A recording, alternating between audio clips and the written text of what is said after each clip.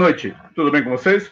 Meu nome é Maurício Muniz, eu sou um jornalista especializado em cultura geek e cultura pop, e hoje estou aqui para entrevistar o Marcelo Caudalho, mais conhecido como Marcelo Salsicha, que é um dublador muito em voga hoje, não só no meio nerd, né, das produções, mas em vários trabalhos que a gente vai comentar. A produção, direção e roteiro desse vídeo é da Helena Hernandes, que está nos acompanhando também. Então, Marcelo, como vai? Boa noite. Tudo bem? Tudo bem com você? Beleza. Marcelo, o pessoal sempre fala muito, tem muita dúvida sobre como é que se vira um dublador, como é que se torna um dublador, né? Uhum. Precisa ter um vozeirão para virar dublador? Não muito. Eu acho que voz, no caso, para dublagem, você precisa ter alguma que se encaixe com a demanda, né?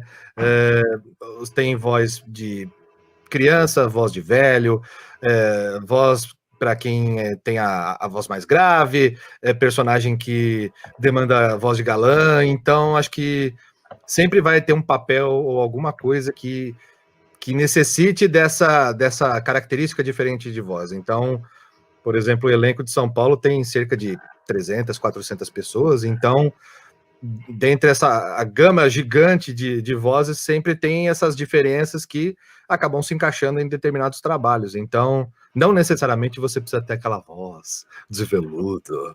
Oh, não, isso aí, a não ser que algum trabalho surja que precise de uma voz assim, beleza, mas tem tanto tipo diferente de trabalho em TV, internet, em jogos de videogame, que esse leque grande de vozes acaba sendo necessário uma hora ou outra, né? Então a voz não necessariamente precisa ser bonita, ela só precisa se encaixar num determinado trabalho, porque tem trabalho para todo tipo de voz. Mas você também é radialista, né? Então, acho que para o rádio, talvez você precise impostar mais a voz, ou não? Não, também não. Esse lance de voz impostada em rádio também é uma coisa antiga. Na época, sei lá, da rádio Roquete Pinta, essas coisas aí, 10 lá dos anos 50, aí você precisava ter uma voz, você ouvinte que está ouvindo aqui em ZYB. Não, isso aí é coisa antiga. Logicamente, nos anos 80 e 90 ainda tinha esse resquício, né? Mas conforme foi passando o tempo, esse tipo de necessidade de voz aveludada em locução de rádio, isso aí é o de menos.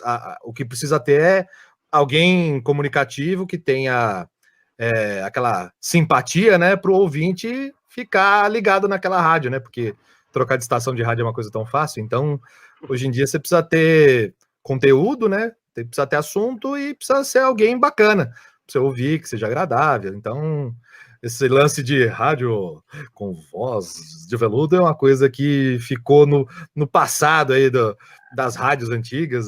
Então, tá no mesmo esquema da dublagem. Você, sendo uma pessoa eloquente, comunicativa, simpática, acho que fica fácil de se encaixar em alguma rádio que tá aí na atualidade, né? Entendi. E você, como é que você, particularmente, se tornou dublador? De onde veio? Você tinha uma vontade, sempre ficou interessado? Foi um acaso? Cara, a sua carreira? Eu sempre achei dublagem um negócio muito bacana. Eu lia antigamente aquelas revistas, né, como a Wizard, tem também a Herói, e a Herói costumava fazer matérias com dubladores nos anos 90. Então eu já era ligado nesse tipo de assunto desde aquela época. E eu trabalhei com voz desde que eu era adolescente, não profissionalmente, mas eu fazia coisa em casa, amadora, né? Fazia brincadeira, tipo umas radionovela. E aí eu fiz faculdade de rádio e TV e acabei fazendo trabalho, por exemplo, na Rádio 89 FM, a Rádio Rock de São Paulo. Na 89 eu fiz muito quadrinho de humor, que lá eles tinham, antigamente, Sobrinhos da Taíde e tal, e eu fiz parte do Filhos do Egídio, que era mais ou menos na sequência ali de quadrinho de humor, que tinha o Marco Bianchi, que fazia parte dos Sobrinhos. E eu participava junto, eu fazia locução, eu fazia personagem. E muita gente nas internas da rádio falava, ué, porque você não aproveita que você tem tino para coisa de voz caricata, de fazer coisas diferentes, por que você não faz um curso para ser dublador e tal? Eu falei, se pá, né? E aí, logicamente, você precisa ter um DRT de ator para você exercer a função de dublador, né? Porque todo dublador tem que ser ator. E nos anos 2006, mais ou menos, eu fiz um curso específico de dublagem na Lip Sync, que era um estúdio aqui de São Paulo. Fiz o curso, conheci alguns diretores e tal, mas não rendeu trabalho. Aí depois eu fiz um outro curso na Unidub, isso foi em 2009, mais ou menos. E aí lá eu pude conhecer alguns diretores que dirigiam na Alamo, como a Angélica Santos, o Wendel Bezerra, Fritz Janvito, que são hoje meus, digamos, padrinhos de dublagem, né? Eles me conheceram no curso, eles gostaram do meu trabalho, e a Angélica, logo em seguida, assim que acabou o curso, começou a me chamar para trabalhar justamente na Alamo. E eu lembro que a primeira escala que eu fiz lá foi Betty a Feia. Mas você também tem o DRT de ator? Sim, sim. Então. Mas depois foi preciso antes do curso ou depois? Não, isso antes. Isso foi o curso já tinha feito de antemão, né? Mas para poder entender o trabalho de dublador, que é digamos que uma especialização da parte de dublagem, né? Então você tem que, como eu já fazia rádio antes, então eu já tinha certa familiaridade de fazer o trabalho, mas o trabalho em si é bem diferente, porque você tem a tela com imagem, com roteiro, você precisa se ligar em um monte de coisas, e esses cursos que eu fiz de dublagem especificamente foram necessários não só para você ter o conhecimento do trabalho propriamente dito, mas também para ter o contato das pessoas que trabalham no mercado, né? Então, é um ator que está lá fazendo trampo, ele só está especializado naquele lance da dublagem, né? Antes da gente falar de alguns dos seus trabalhos, me fala um pouco de você. Qual a sua idade, de onde você é, quais são os seus hobbies? Eu tenho 40 aninhos, com essa cara de 36. Tenho... Cara de galã, né? Olha. Cara de galã, olha. Essa foto foi feita ano passado na divulgação do filme do Rei Leão, da versão live action, né? Que foi a versão CGI, que deu uma repaginada no desenho clássico dos anos 90, e eu fiz o Zazu, né? Que é aquele que é tipo um tucaninho, né? Uhum. E como eu falei, eu fiz faculdade de rádio e TV, trabalhei 10 anos no 89, depois, né, no finalzinho ali do meu trabalho em rádio, eu comecei a fazer os cursos de dublagem, comecei a dublar em 2010, só que eu continuei fazendo paralelo com rádio. Eu trabalhei em rádio até 2017 na rádio da Coca-Cola, a Coca-Cola FM. Trabalhei lá 7 anos, de 2011 a 2017, e de 2017 para cá eu tô dublando full time, acabou tomando todo o tempo da minha vida. Então larguei um pouco, talvez não definitivamente, mas deixei rádio um pouco de lado, e agora estou focado exclusivamente na dublagem, né, que toma um tempo danado. E seus hobbies, quais são? É isso aqui, né? Nerdices, quadrinhos, action figures, livros. Eu tenho uma coleção de home video também, de DVD, Blu-ray, VHS. Videogame eu tenho, sei lá, tenho uns 40 consoles diferentes em casa, então eu sou aquele nerd padrão que gosta de tudo um pouco, né? E isso demanda, né? Tô dublando ali para comprar tudo isso. Entendi. E seus hobbies se misturam um pouco? Esse interesse que você tem nesse universo geek, universo nerd, se mistura um pouco com o seu trabalho, ou não? Sim. Cada vez que eu faço alguma coisa relacionada a essas coisas que eu gosto, o dia que eu fiquei sabendo que eu gostava, todo mundo já sabia que eu gostava de Star Wars. Aí um dia eu fiquei sabendo que eu ia participar de um filme de Star Wars. Aí eu falei, ai meu Deus do céu, vou morrer do coração. E aí foi quando eu participei da primeira vez, que foi o Rogue One, fazendo justamente esse personagem que é o Almirante Rados, que é a primeira incursão na saga cinematográfica de Star Wars, que foi um negócio bem sensacional. Aliás, o Rogue One, para mim, né, acho que é top 3 de maiores longas da saga do George Lucas aí. Que não foi feito pelo George Lucas, mas baseado nos personagens que ele criou, né? E como é que era a voz do Rados? Você consegue reproduzi-la? Bom, o Rados, ele tem esse jeitão de velho, né? Então eu tentei pesar um pouco na voz, carregar aquela arranhada, e eu dizia, Rogue One, que a força esteja com vocês. Você deve ter adorado, né? Nossa, o dia que eu fiquei sabendo que ia participar, eu enlouqueci, vixe. Fora que você acaba, querendo ou não, trabalhando, você fica sabendo de certas coisas antes do resto da galera. Muitos meses antes do trabalho surgir para o grande público, então eu já estava sabendo de um monte de coisa. Aí eu falei, spoiler! Spoilers! Eu que acompanho o seu trabalho, de vez em quando, e te conheço, de vez em quando eu não reconheço sua voz em alguns personagens. Por exemplo, o Fred, né? Que é o Fred do Operação Big Hero. Big Hero, né, cara? Eu assisti e não sabia que era você. Assim, não reconheci sua voz. Então você tem essa habilidade de mudar a voz também para vários personagens. Sim. Aí no caso do Fred, assim, a versão de cinema do longa-metragem de cinema foi o Marcos Mion que fez. Mas na série de TV, que já deve estar na terceira ou quarta temporada, que passa no Disney XD, que tá agora na Disney Plus, eu faço o Fred, só que lá eu faço aquela coisa mais adolescentezão, então eu dou tento dar uma leveza, que eu normalmente não tenho a voz tão leve, mas às vezes eu falo um pouco mais assim pra cima, então o cara fica com aquele jeitão mais jovial, mais jovem, então aí você dá aqueles gritos, o que? Bola de fogo! E aí eu dou aquela enganada, né? Alguém te reconhece pela voz na rua, por exemplo? Não?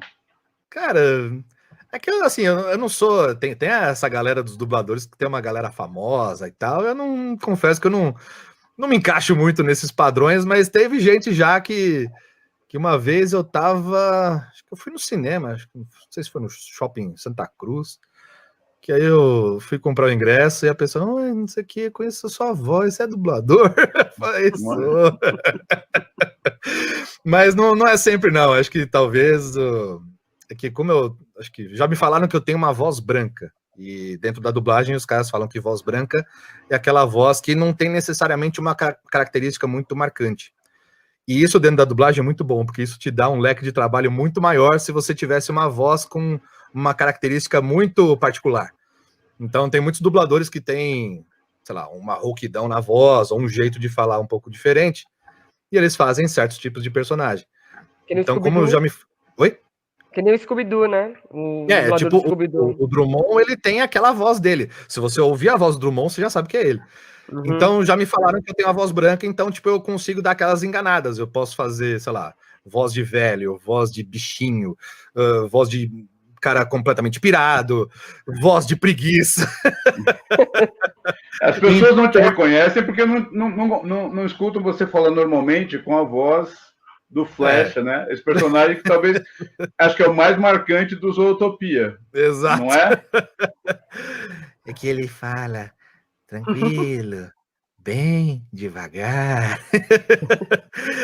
O B7 8. Eu não falo assim normalmente, então, né? Entendi. Mas é engraçado fazer essas vozes e as pessoas não terem noção que sou eu. Eu acho isso muito mais legal do que se realmente tivessem conhecido.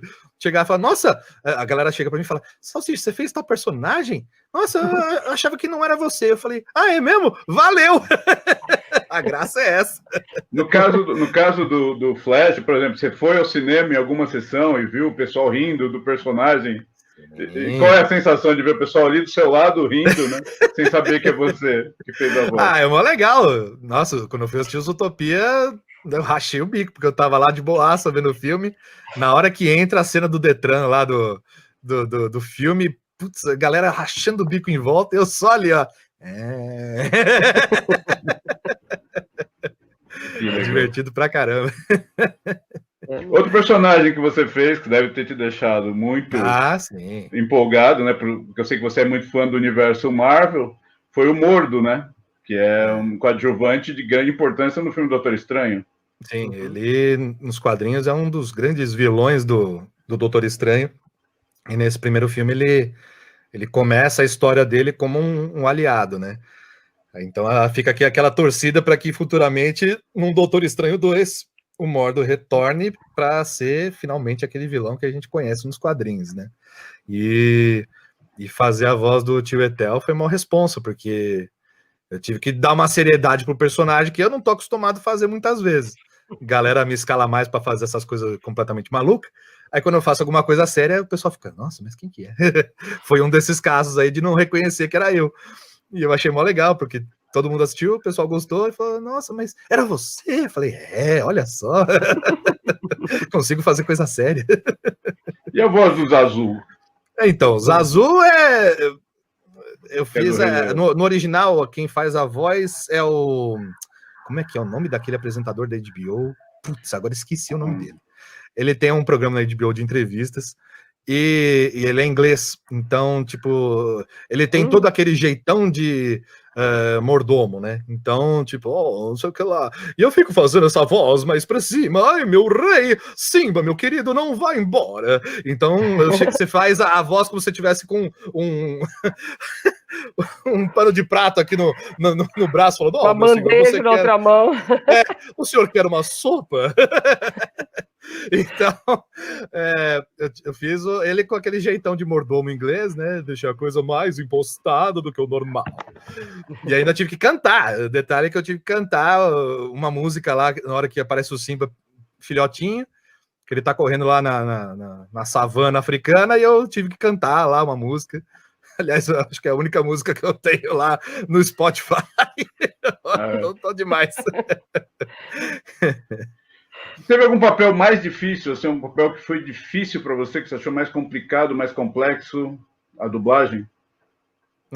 Dos últimos que teve aí, acho que o que deu mais trabalho, assim, foi o Goreng do Poço, que é um filme exclusivo da Netflix, que estreou bem no meio da época da quarentena aí, né? E justamente porque o pessoal tava em casa, começou boca a boca do filme, todo mundo na época assistiu, né?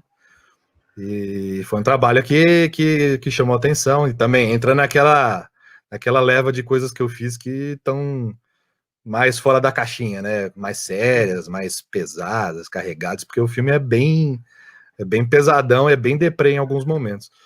Mas foi difícil, porque toda a parte de gravação também, de captação, de estúdio, foi uma coisa muito mais sensível. Então, tipo, o microfone estava muito mais...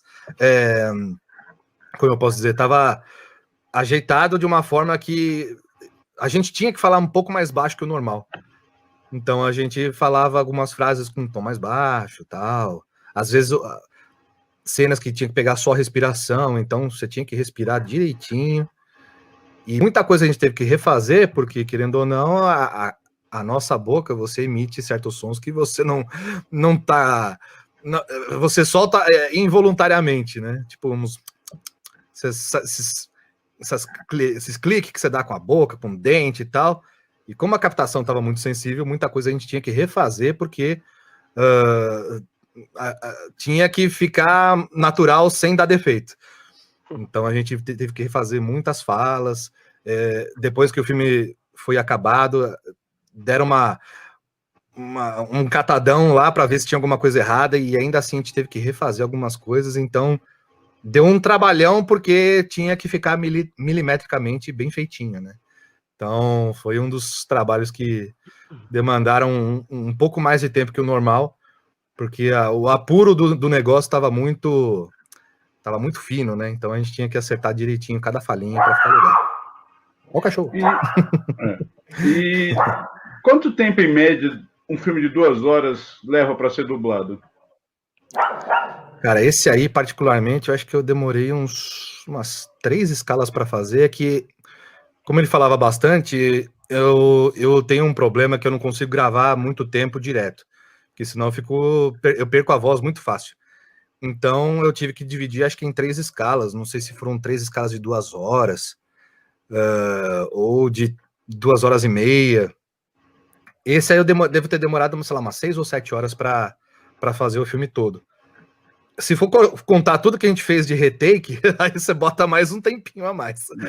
Mas o trabalho bruto mesmo, sem fazer essas refações, né, foi na casa de 6 horas, eu acho. Não tenho certeza, mas foi mais ou menos isso. Esse é o tempo médio num filme. Para um protagonista, sim, né? Assim.